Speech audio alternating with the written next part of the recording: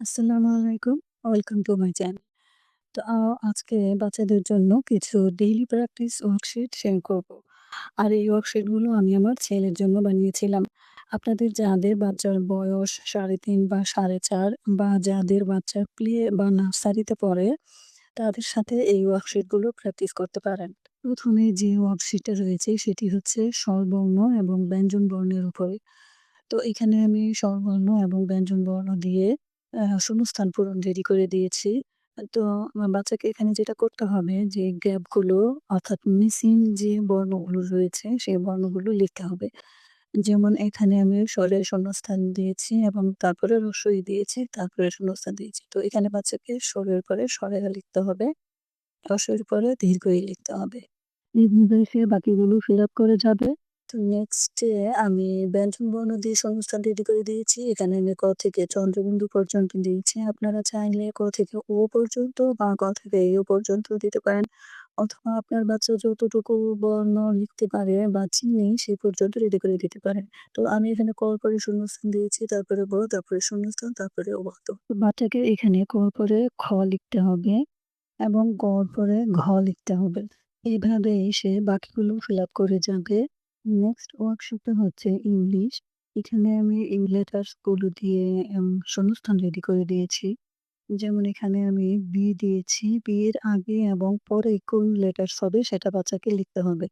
যেমন বি এর আগে হবে এ, বাচ্চাকে এখানে এ লিখতে হবে এবং বি এর পরে হবে সি, এখানে বাচ্চাকে সি লিখতে হবে। এভাবে সে বাকিগুলো ফিল আপ করে যাবে। তো নিচে এখানেও আমি বিফোর আফটার লেটার্স লেখার জন্য দিয়েছি। যেমন উপরে আমি বি দিয়ে দিয়েছি, বি এর আগে এবং পরে কি হবে সেটা বাচ্চাকে লিখতে হবে। কিন্তু এখানে আমি সি দিয়ে দিয়েছি। অর্থাৎ সি এর আগে এবং পরে কি হবে সেটা বাচ্চাকে লিখতে হবে। যেমন এখানে সি এর আগে হবে বি, বাচ্চা এখানে বি লিখবে এবং সি এর পরে হবে ডি, বাচ্চা এখানে ডি লিখবে। তো অনেক সময় দেখবেন যে বাচ্চারা বি এর আগে পরে তো লিখতে পারে, কিন্তু যখন সি দিয়ে দিবেন তখন সে লিখতে পারে না যে এটার আগে পরে কি হবে। তো সেইজন্য এখানে আমি বি দিয়ে দিয়েছি, আবার এখানে সি দিয়ে দিয়েছি। যেমন এখানে আমি জি দিয়ে দিয়েছি, আবার নিচে আমি এ দিয়ে দিয়েছি যে এর আগে এবং পরে কি হবে সেটা লিখতে হবে। আবার উপরে আমি এন দিয়ে দিয়েছি, আবার নিচে আমি ও দিয়ে দিয়েছি। নেক্সট এ আমি ইংরেজি সবগুলো লেটার্স দিয়ে শূন্যস্থানকে তৈরি করে দিয়েছি। এখানে আমি A থেকে জেড পর্যন্ত দিয়েছি। আপনারা চাইলে আপনার বাচ্চা যে পর্যন্ত লিখতে পারে সে পর্যন্ত দিয়ে শূন্যস্থান রেডি করে দিতে পারেন। যেমন এখানে আমি A এর পরে গ্যাপ দিয়েছি। তো বাচ্চাকে এখানে A এর পরে বি লিখতে হবে। তারপরে সি আছে, সি এর পরে বাচ্চাকে ডি লিখতে হবে। তো এভাবেই সে বাকিগুলো ফিল আপ করে যাবে। দেন নেক্সট এ আমি আ স্মল লেটারস গুলো দিয়ে শূন্যস্থান রেডি করে দিয়েছি। এখানেও বাচ্চাকে সেম শূন্যস্থান গুলো ফিল আপ করতে হবে। অর্থাৎ এখানে এরপরে গ্যাপ আছে, তারপরে সি আছে। তো গ্যাপে বাচ্চাকে স্মল বি লিখতে হবে। সি এর পরে গ্যাপ আছে, এখানে স্মল ডি লিখতে হবে এবং এরপরে স্মল এফ লিখতে হবে। এভাবেই বাকিগুলো করে যাবে। এটা হচ্ছে অঙ্ক। এখানে আমি সংখ্যাগুলো দিয়ে এই শূন্যস্থান তৈরি করে দিয়েছি।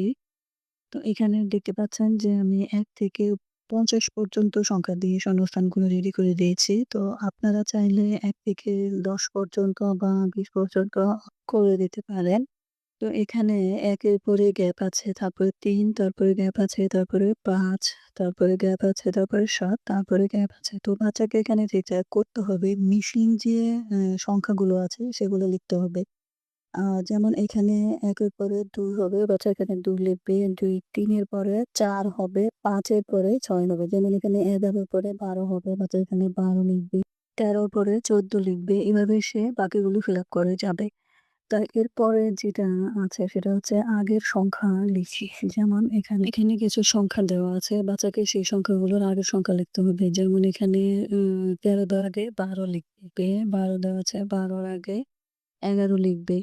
আবার ১৮ এর আগে ১৭, এভাবে সে বাকিগুলো ফিল আপ করবে। এরপরে আছে কোনটি বড়, অর্থাৎ ২ টি সংখ্যার মধ্যে যে সংখ্যাটা বড় বাচ্চা ওই সংখ্যাতে গোল দিবে। যেমন এখানে ১৫ এবং ১৮ আছে। এখানে ১৮ হচ্ছে বড়, তো বাচ্চা এখানে ১৮ তে গোল দিবে। ২০ এবং ১৭ তে ২০ হচ্ছে বড়, ২০ এ গোল দিবে।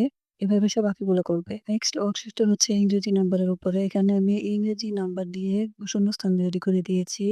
এখানে আমি 1 to 8 পর্যন্ত নাম্বার দিয়ে শূন্যস্থানটা রেডি করেছি। আপনারা চাইলে আপনাদের ইচ্ছামত নাম্বার দিয়ে রেডি করে দিতে পারেন।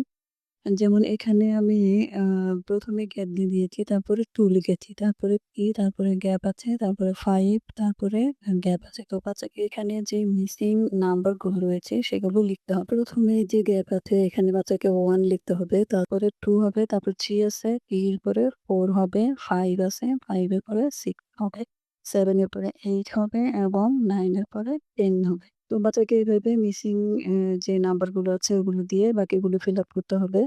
And then আমি এখানে find small number অর্থাৎ ছোট নাম্বারটা খুঁজে বের করতে হবে। এখানে 13, 10 এবং 15 এর মধ্যে কোন নাম্বারটা ছোট সেটা বাচ্চাকে খুঁজে বের করতে হবে। যেমন এখানে আছে 10 হচ্ছে ছোট, তো বাচ্চা এখানে 10 এটাতে গোল দিবে অথবা টিক দিবে।